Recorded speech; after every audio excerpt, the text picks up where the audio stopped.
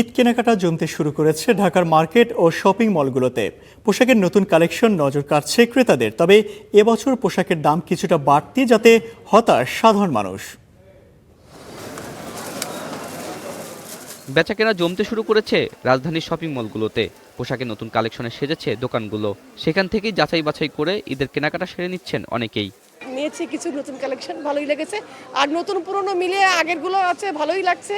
যা দেখতেছি তাও দেখা যাচ্ছে যে কোনোটা আবার স্লিভ আছে, মানে কাজ করা, কোনোটা স্লিভ নেই, মানে তাও ভ্যারাইটিস আর কি। পোশাকের দোকানগুলোতে নারীদের ভিড় বেশি। শাড়ি, থ্রি পিস সহ নিচ্ছেন পছন্দের ঈদের পোশাক। তবে এবার নারী ও শিশুদের পোশাকের দাম কিছুটা বাড়তি বলে জানান ক্রেতারা। একটু বেশি, কারণ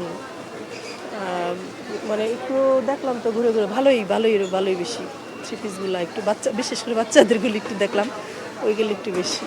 অনেক বেশি রেপ্লিকার যুগ এখন। শাড়ি কিনতে গেলে আমরা যেমন শাড়ি পরি, শাড়ি কিনতে গেলে তো দেখা যায় যে আসল শাড়ি পেতেই আমাদের অনেক সময় লাগে, বেগ পেতে হয়। তারপরে তো দামের ব্যাপারটা তো আছে।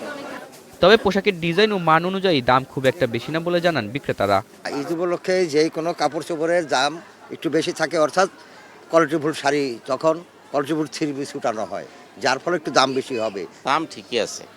মানুষ ঈদের সময় অনেকদিন পরে কাজ করার ড্রেস কিনে তো মনে হয় যেন বেশি, আসলে না, ঠিক আছে দাম। এখন পর্যন্ত পোশাকের বেচাকেনা নিয়ে কিছুটা হতাশ ব্যবসায়ীরা। ফল সিজন পুরো ছিল, তখনও যে রেটে মাল বেশি এখন ওই রেটে বেচতেছি।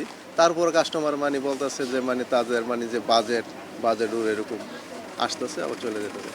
ঈদ যত ঘনিয়ে আসবে, মার্কেট ও শপিং মলে ক্রেতার চাপ বাড়বে বলে আশা ব্যবসায়ীদের। আতাউর নিয়ন, স্টার নিউজ, ঢাকা।